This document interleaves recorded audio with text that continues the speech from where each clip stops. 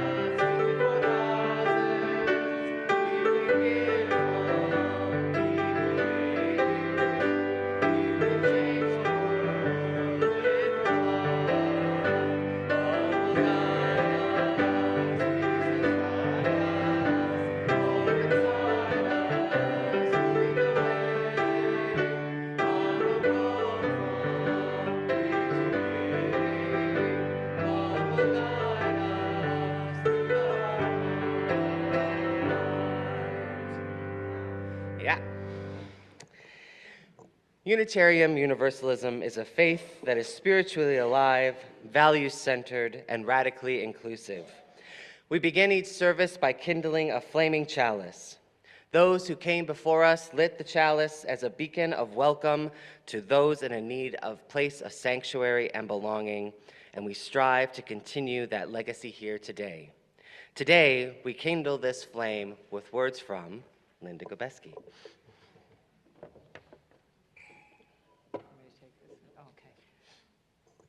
So the subject of today is GA, and Meet the Moment Together Everywhere was the theme of this year's General Assembly, and I can't think of a better way to describe what we, the Greater Detroit UU Collective, is doing.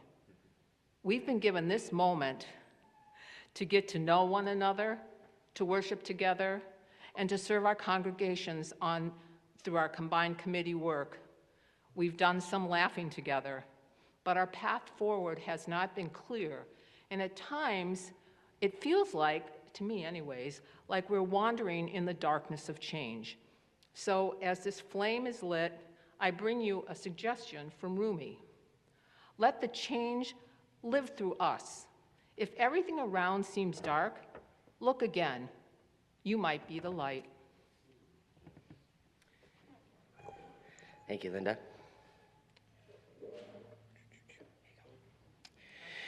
You can find ways our community works for love and justice on the back of your order of service. A few to highlight are, next week, church is going to be just a little bit different. We are still going to gather at 10:30, but we're going to gather in the multi-purpose room to briefly center, and then we'll have a cookout lunch. Thank you, John, for loaning us your grill. And multiple stations will be available where you can craft. You can come and learn resistance songs with Steve. You can do some activism with our social justice committee, or you can just hang out and eat some good food. If you are inclined to bring a potluck side, please do. We are in need of sides, but the mains will be taken care of for you. And then speaking of services, the last Sunday of this month, I just want to highlight is we'll be having a field trip, most likely to the DIA. But please keep reading your newsletter, and we'll make sure that everyone knows the full details once they are solidified. And more details can always be found in your newsletter. That's good stuff to know, but the most important thing to know is that no matter who you are, what you believe or who you love, where you're from or what identities you hold, with all your joy and gifts, with all your pain and history, you are welcome and wanted here. Come, let us worship together. Let us enter into a time of respite outside the demands of daily life. I invite you to center yourself and sink into the spirit with the power of music. We will come out singing.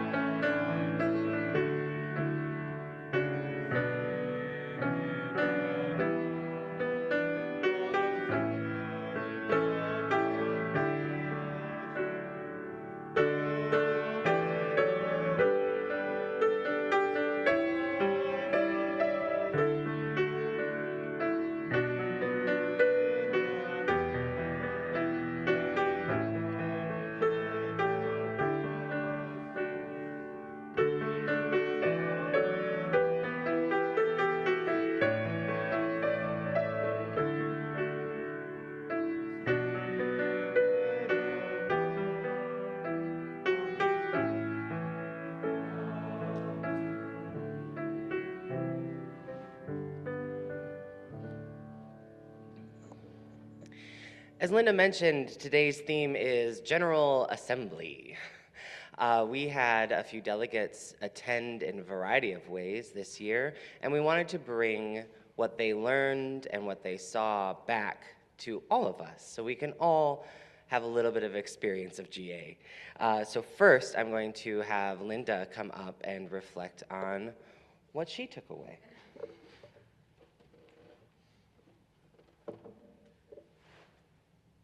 So, I was only able to attend for 2 days, and I voted as a delegate is supposed to do, and I read ahead as much as I could. So I'm going to share with you the 2 things that I voted on and that are assigned to me.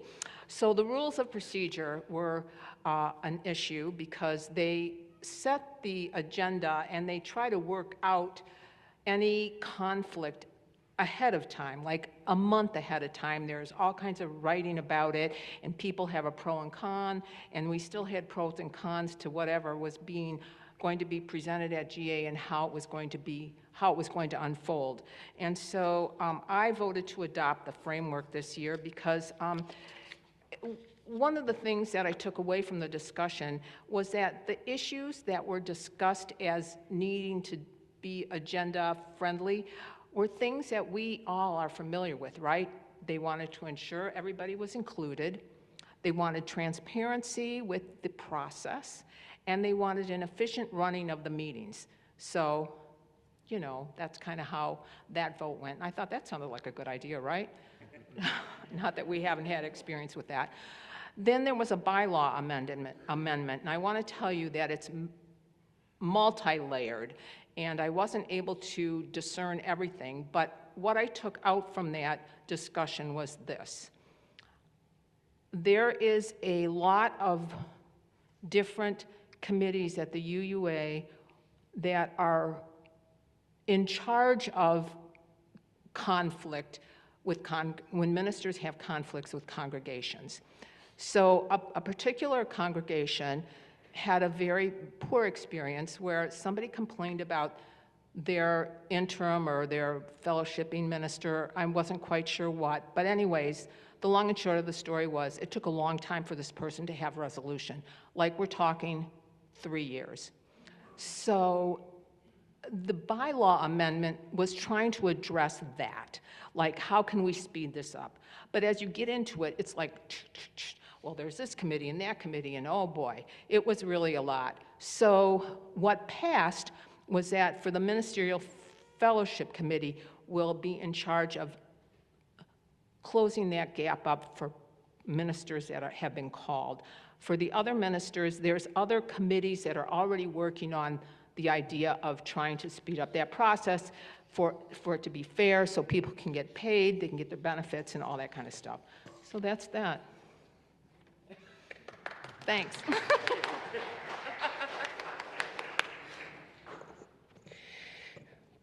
Part of our faith is voting on things and rules of procedure, and that may sound very boring to many of us, and it can be very boring, but I'm always appreciative of people who are keeping track of those changes to make sure our faith is running in a way that upholds our values. And our churches have a lot of experience with dealing with our own rules of procedure and our own bylaws and things to make sure that we are continuing to grow. So thank you, Linda, for attending and being our delegate from Northwest.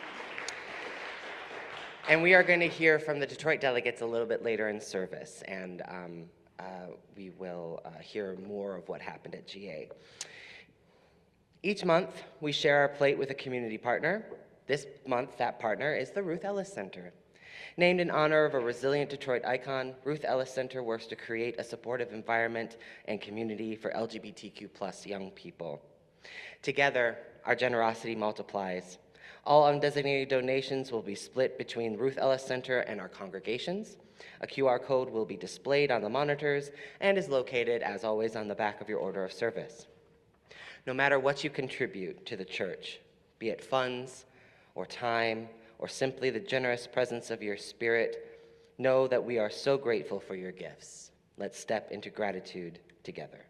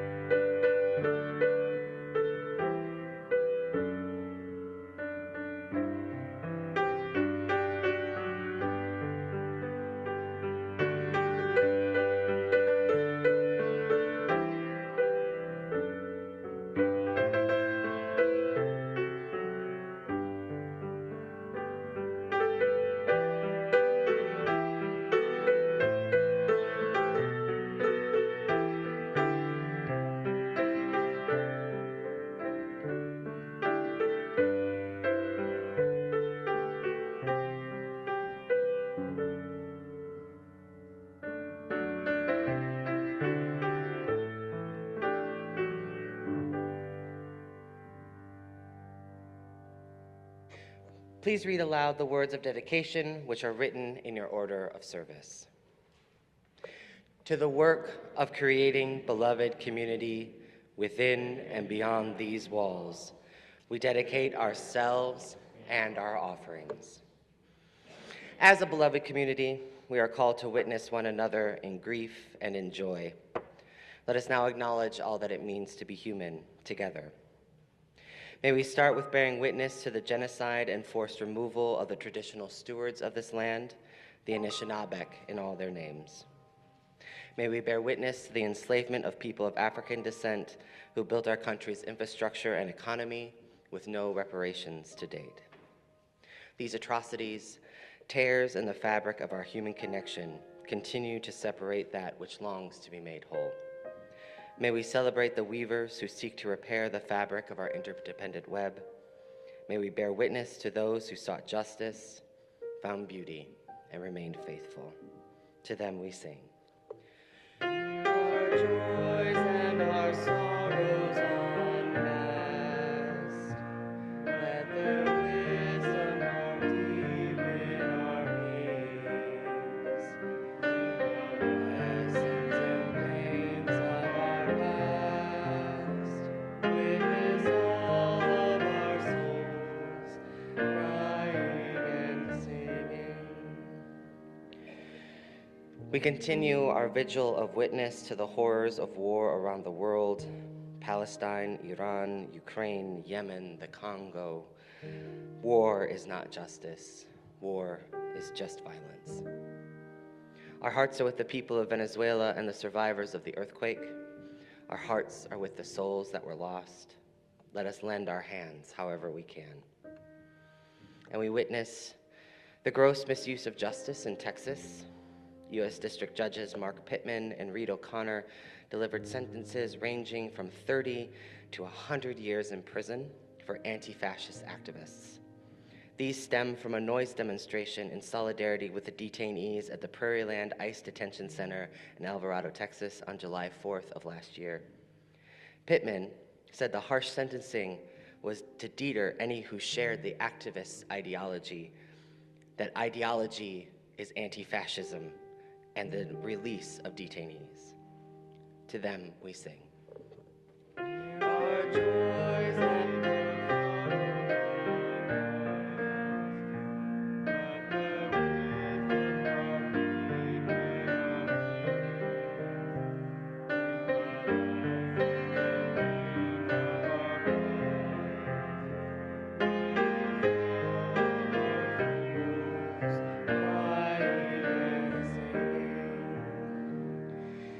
It is important that we continue to witness each other in this world. If you have a joy or a sorrow that you would like to share, please raise your hand. I'll bring you the mic. And if folks on Zoom would like to share, please post it in the chat.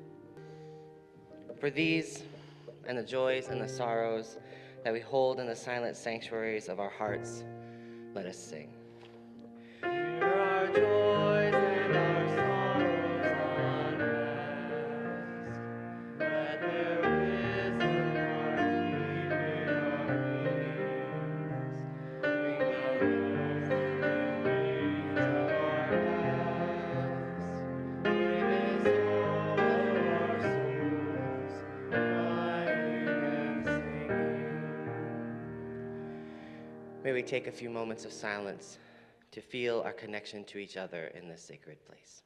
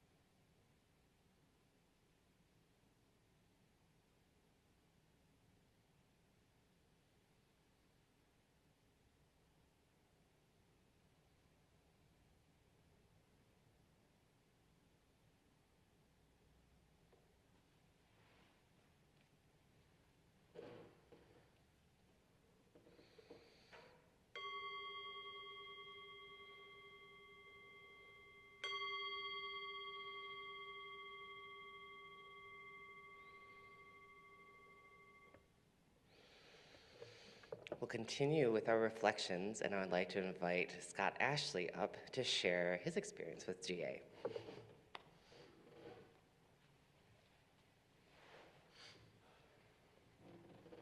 Hello, everybody. My name is Scott Ashley. I was elected as a delegate for First UU, and this was my first GA as a delegate. One of the really inspiring things was when things opened up in the in-gathering service. It started with a quote from one of my favorite authors, Octavia Butler, and that goes like, "All that you touch, you change.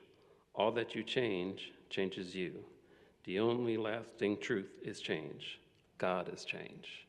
And that links with what Linda was saying earlier about change, too. When the first general sessions began, one of the things that stuck with me was a statement that went, "Democracy as a spiritual practice grounded in covenant." And that really centered the whole gathering as not just try to figure out what we're going to do, but it's the whole process is a spiritual practice. And to fulfill that, one of the cool things that I noticed that that there was all of these teams that were there to help the delegates and the attendees, whether in Zoom or in person. There was a chaplain team for anybody who needed chaplaincy. There was a covenant team to make sure we were following the covenant, and the covenant team was try to be aware of power dynamics. There's an accessibility and inclusion team for that purpose. There's a systemic justice team to make sure things are we're not things aren't happening, injustices aren't happening at a systemic level. And there were also process observers, which were there to make not to ensure we're following the process, but to observe the process and provide feedback to everybody on how that process was going, which was really helpful. One of the highlights for me, one of the key things I wanted to talk about and share is there's a process of what they call action of immediate witness. And so where resolutions were put forward for the delegates to vote on as something to be important to you use. And one that was presented is called All Eyes on Delaney Hall, Vigils, Songs, and Support Outside ICE Detention Centers across America in solidarity with those on hunger strike, their families, and their supporters. So it's basically about all the stuff that's happening with ICE and the detention centers. And on face value, it looks like, yeah, why wouldn't we want to support that? Because, we're all against ICE. We all have firsthand experience with detention in this congregation. But the interesting thing is, first thing I noticed that as they gathered to start voting on it, you had delegates that want to speak on it can fit into pro lines and con lines, and on the Zoom. And then there were actually a significant number of people getting in the con line for this, which I was surprised about. And so at first I thought people were just fearful of what was happening. And the fact that this was put forward by a first-time delegate, and maybe the person didn't understand the processes and all of that, which is, But as time went on, and as more people spoke, it became clear that it was that the effort was not necessarily linked and grounded with relationships with people on the ground, people that were actually doing that work. It was just, so I think that it became more clear that this resolution, or people felt that it could do more harm than good by people just going out ad hoc and versus doing it in an organized and coordinated manner. So, and then a woman named Charlene Walker eventually spoke, and she's actually on the ground at Delaney Hall in New Jersey, and she was against it because for that very reason. The frustrating thing is because it was such on face value, a good thing to do, we will all want to do something. Why can't we amend the proposal to modify it to work? But there was no, because of the rules and procedures that we voted on, there was no mechanism to do that, unfortunately. So what ended up happening, I ended up voting yes out of frustration and not knowing what better thing to do, but it was voted down by 85%. But the next day, there was a responsive resolution, which is a slightly different process, called Reaffirming Our Commitment to Immigrant Justice and Rationally Grounded Organizing, was proposed. So this was written in a way that works with local organizers, written in a way that fulfills the rules of a responsive resolution. And this time, nobody stood in the count line. And it passed by 96%. But I say all of that to say that going back to my original statement about democracy as a spiritual practice, democracy is messy. Rules and procedures can be helpful to help things go smoothly, but they can also be a hindrance for those with less experience. It doesn't always go the way we want it to go. And as we can see, democracy can even vote itself out of existence. There are many ways to improve it, but it still involves us, as imperfect as we are, and it's the best thing we have right now for self-rule. So that's what I have to share.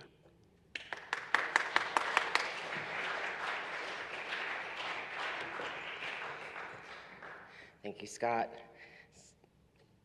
When I hear something like that, I also have this positive thought of, ooh, we're ahead of the curve. Our Social Justice Council realized there's already people doing a lot of work. We don't need to reinvent the wheel. And they went, let us work with the people already doing the work and lend our hand. So, yes. Yeah.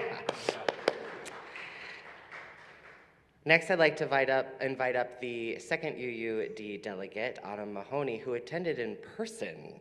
So she'll give us her reflections of a long time involved UU going to GA in person. So come on up, Autumn.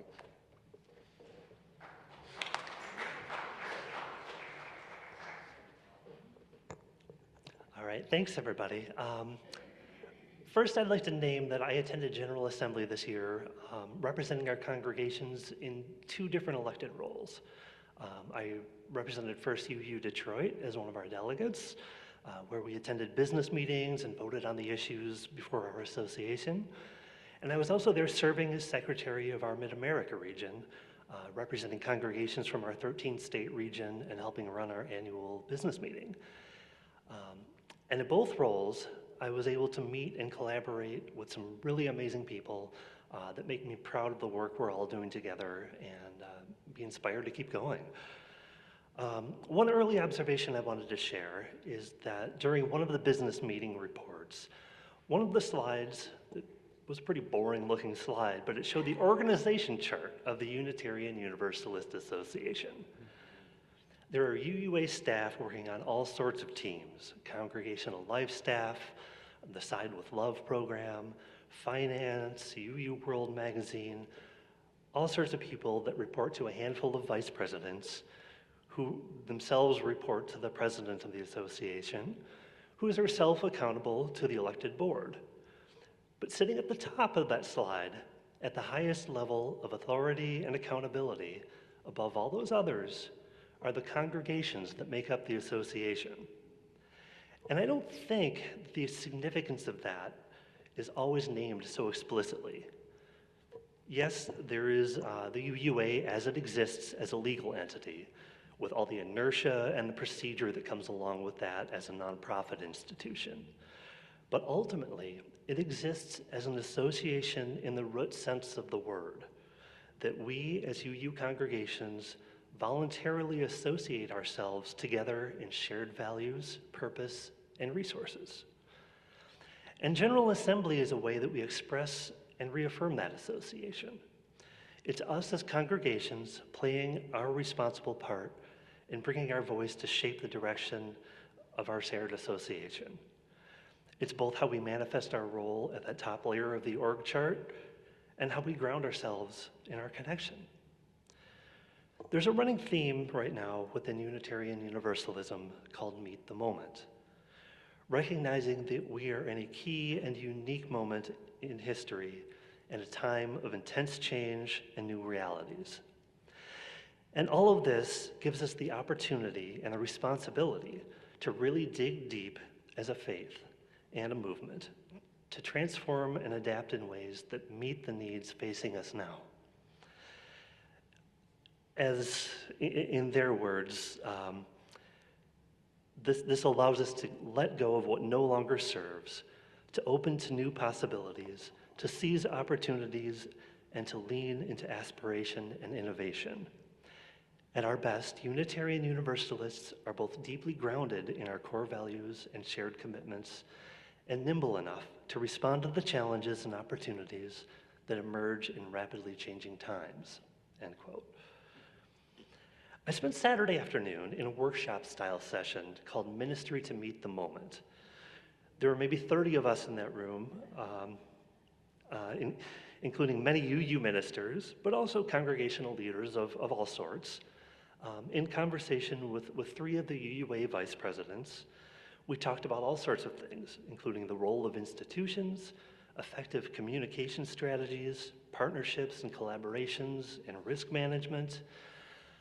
There are a lot of things I'm still digesting from all of that and thinking about how best to bring back to our congregations and what are some of the action items that we can take away from that. But if there's one takeaway I'd like to share, it's that in the wider UU world, the distance between us isn't as far as we sometimes assume it to be. And none of us are doing this work alone. Congregations are reaching out and working together more fluidly in ways that would have been surprising even a few years ago. The communications team seems genuinely eager to hear about and amplify the innovative work that congregations are doing. Groups are sharing resources from lessons learned. And I get the sense that a big part of meeting the moment, the work has been toward reducing the barriers to us all working together. At the association level, there's a big bylaw rework in progress, including conversations about the tensions between process and relational work that we saw with the rules of procedure and the action of immediate witness this year. There's a kind of a push to simplify what we have as rules in ways that allow our relationships to shine through a little better. And so that is an ongoing project. From what I understand, there's also a lot of work being done right now toward reforms in the process around professional ministry, recognizing that that is a very difficult process for both ministers and congregations. And I had the opportunity to have about an hour-long conversation with our UUA president, Sophia Bettencourt, talking. We met with her as the Mid-America board, but we got an hour of time to talk about some of the things that were really important. And one of the things that she brought up was recognizing how much we're all working together, how much she's trying to decenter the role of the presidency as a personality figure and more of a way to foster these connections that we're all making. And a lot of this work is really trying to break up some of these old patterns in ways that let us focus on what matters now. And so I guess what I'd like to say is that as we're rekindling our relationships in our own local community, we're called to kindle our relationships within the wider movement and what it means to live into our shared UU identity together. And I think that we are doing a wonderful job of that here, and I'm excited to see it keep going. So, thank you.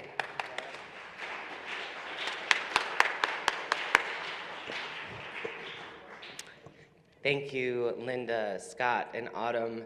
It is not a small ask to go to GA. To attend on Zoom and to attend in person both take quite the amount of energy, so we are very, very appreciative. So let us join in singing in whatever way is comfortable. Hymn 108, My Life Flows On, an endless song, in whatever ways you're comfortable.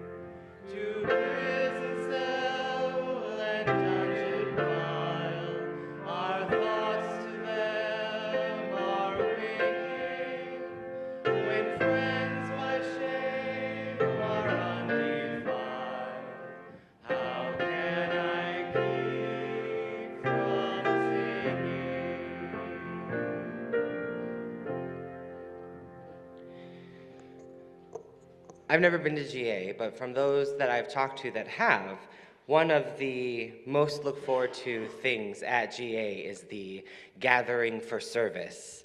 I've been told that it is very powerful to be in a room with that many UUs and to be singing together. So instead of me yapping up here about how good it is to go to GA, we are going to play the final sermon from this year's GA for everybody. So they'll be up on the screens, and if you need to shift around to see it better, please do.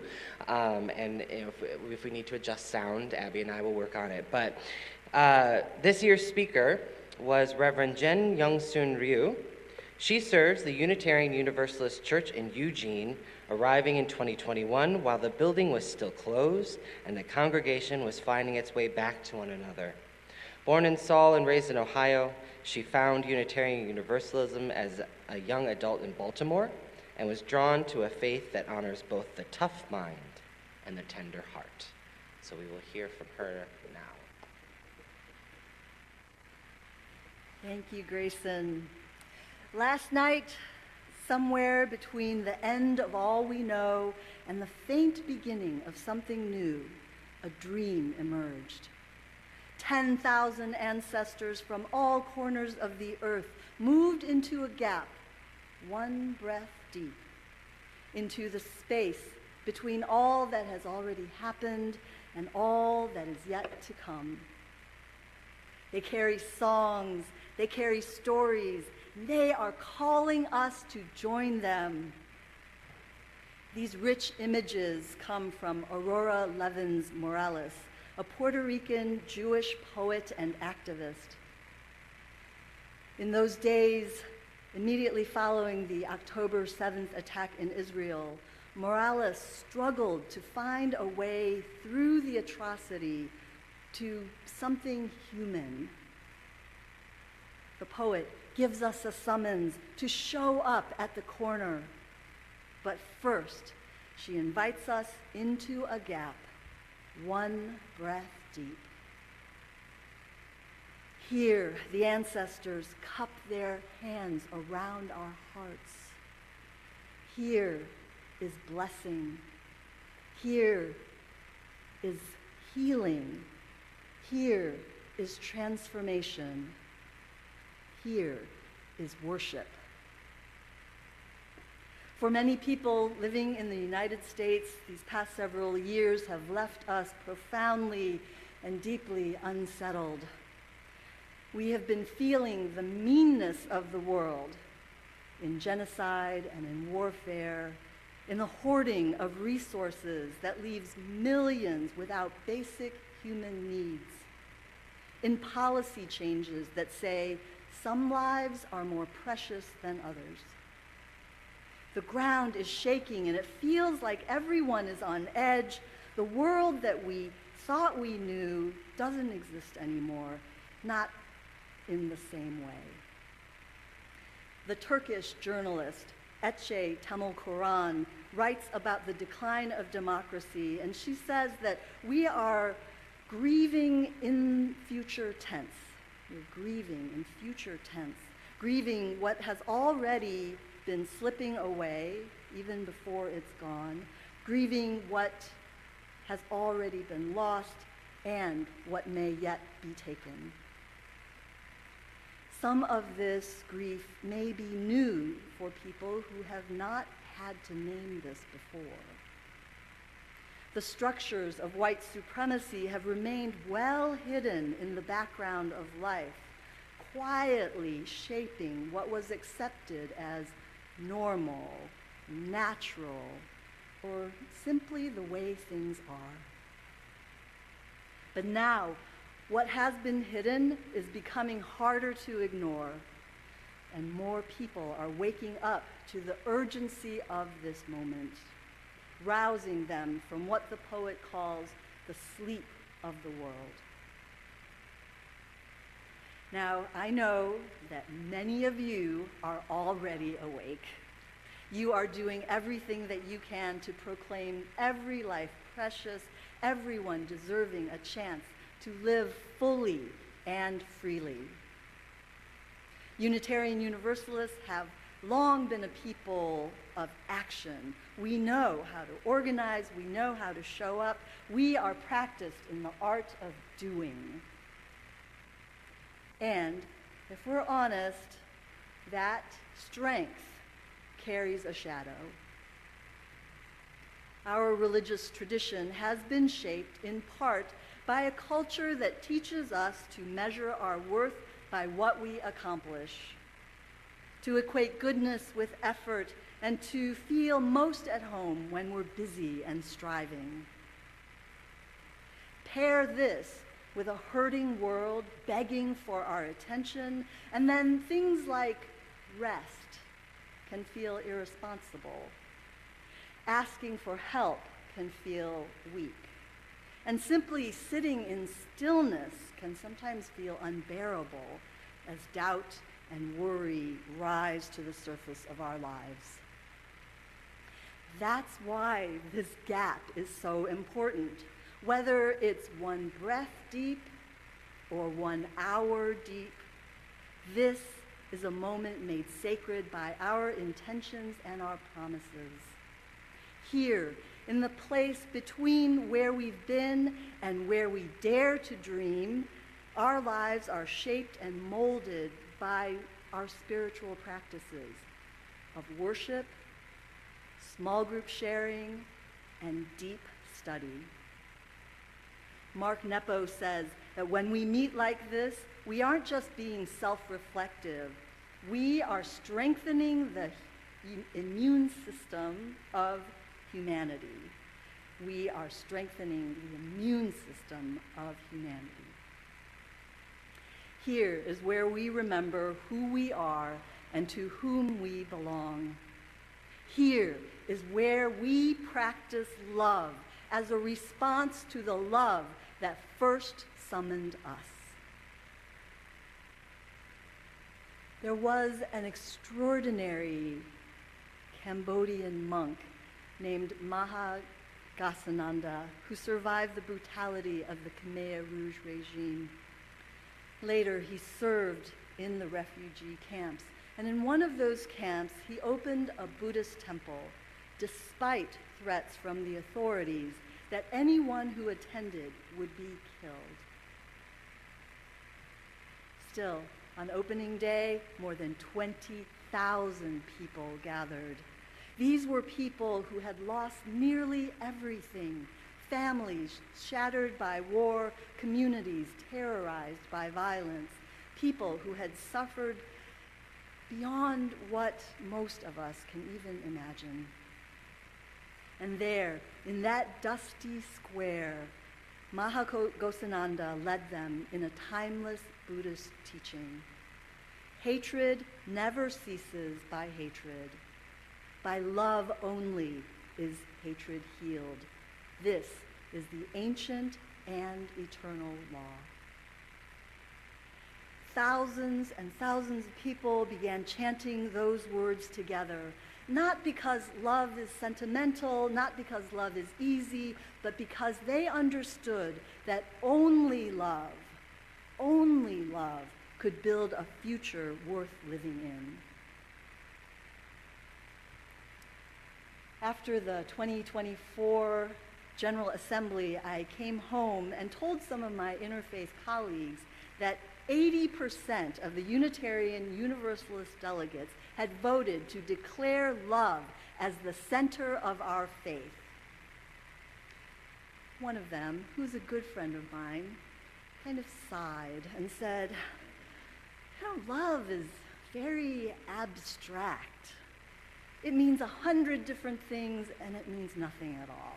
And religion has been preaching and teaching love for the last 2,000 years, but look at the way we treat each other. I know what they mean. I've heard that before from Unitarian Universalists, too. Love has become a cliche, a greeting card, a slogan, a marketing campaign, a word stretched so thin that it can barely hold any weight at all. Even when Dr. King invoked love, they called it emotional bosh, weak, sentimental, passive. And some of us have learned to distrust the word entirely, because the word love has been used to excuse harm, to silence truth, to avoid accountability, and to demand submission.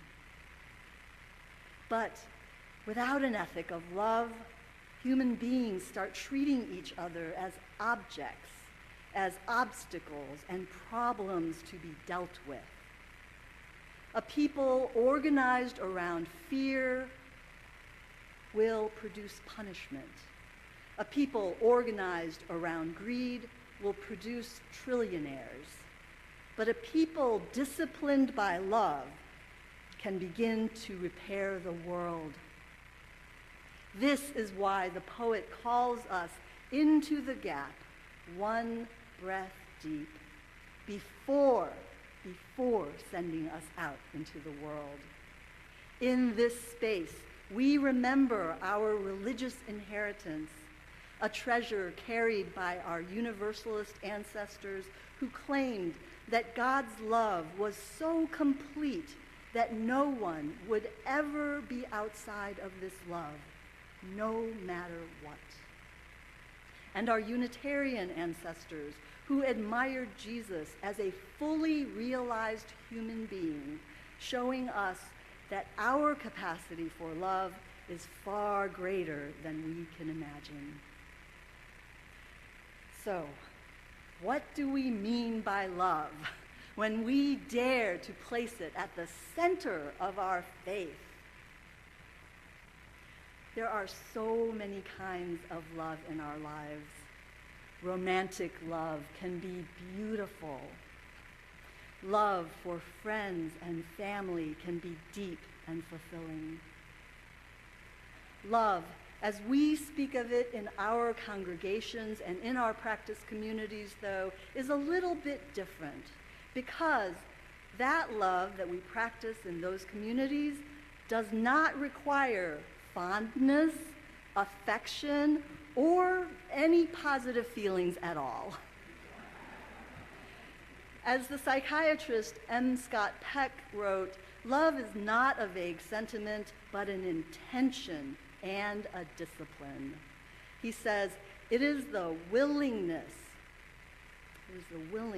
to extend oneself for the purpose of nurturing one's own or another's spiritual growth. Sometimes that can look grand and heroic. Just as often, it looks like that couple who drives an elder member to church, even though it's out of the way and it's not so easy to coordinate, and sometimes it conflicts with other things they want to do. It looks like two people fighting as they're organizing an event and resisting the urge to turn away, willing to sit in discomfort long enough to speak honestly and to find their way toward new understanding. It looks like taking the time to get to know a stranger in need, learning their story, and welcoming them into the community as a full participant rather than an object of charity. It looks like making a personal promise to talk with one new person during coffee hour instead of huddling with their best friends. It looks like forgiving someone who hurt you because the burden on your own heart has become too great to carry. Love is so much more than what we feel. It is a discipline we choose freely and willingly for the sake of another's growth and well-being, including our own. My friends, I know that love is a word that carries many, many different meanings. Its power can feel fragile in the face of the forces gathered against us. At times, we may even doubt that love will prevail. Still, I am profoundly grateful to the Unitarian Universalists that we have not given up on love.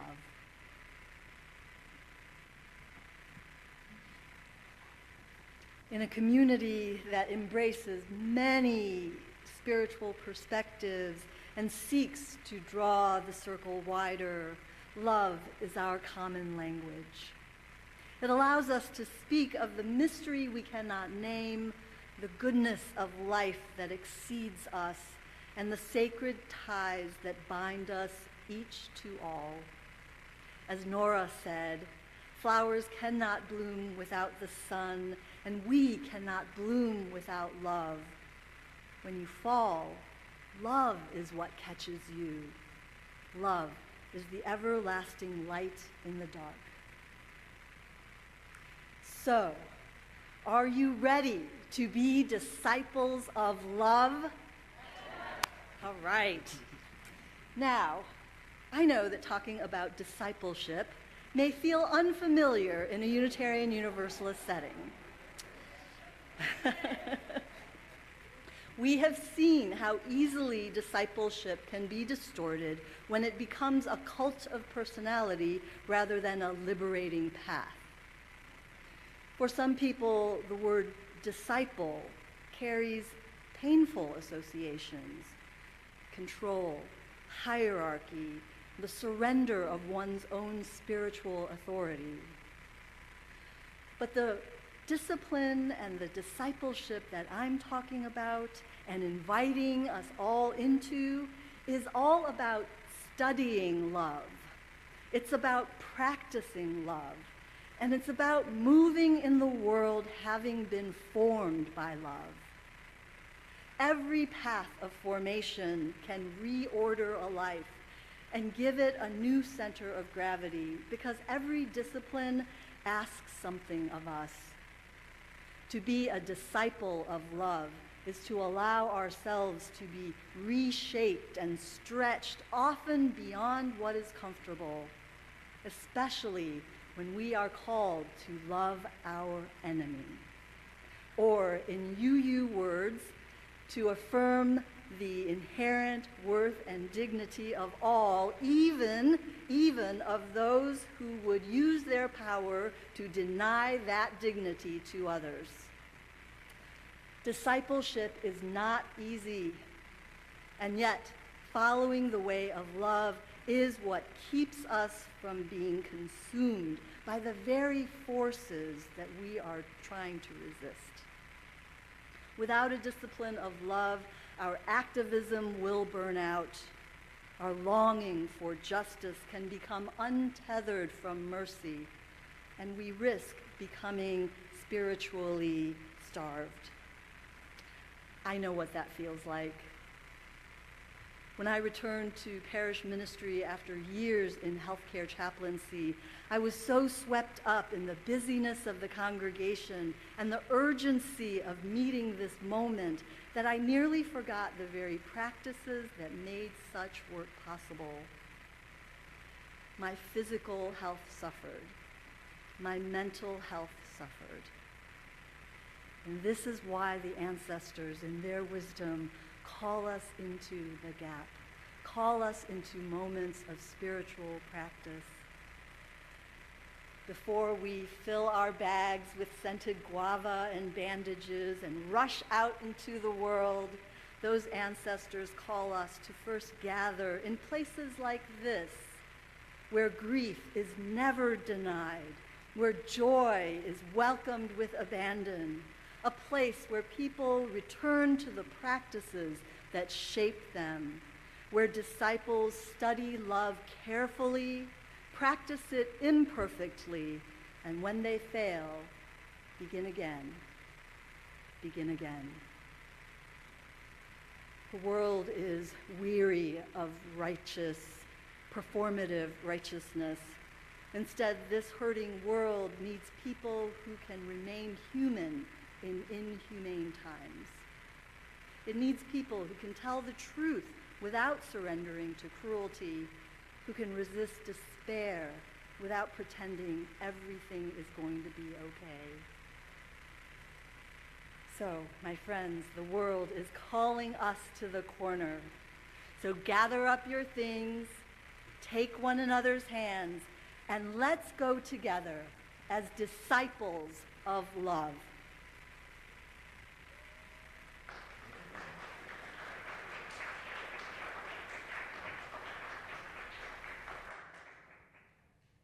Thank you, Reverend Ryu.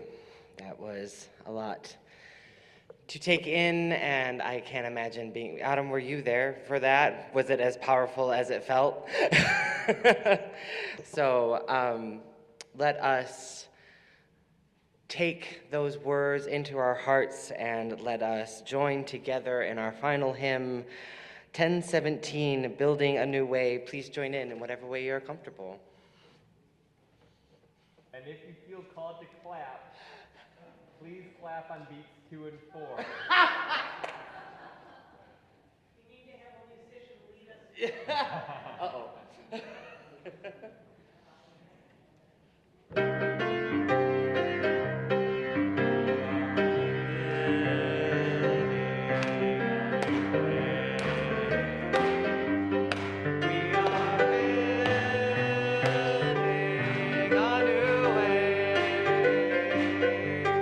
We are building a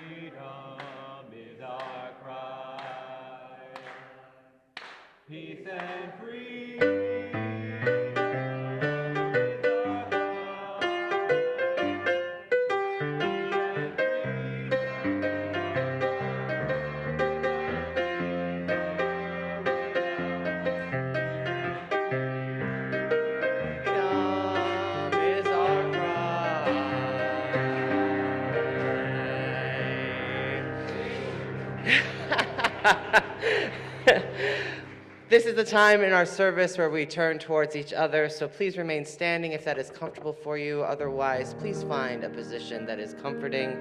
Reach out to each other if you are interested. If you are not, please fold your hands over your heart in a reverent gesture. And together, we will sing. We are whole, we are holy, we are holding one another. We are whole, we are holy, we are holding one another. Please repeat after me. We extinguish this flame, but not the light of hope. The warmth of community, nor the fire of commitment. These we carry in our hearts until we are together again.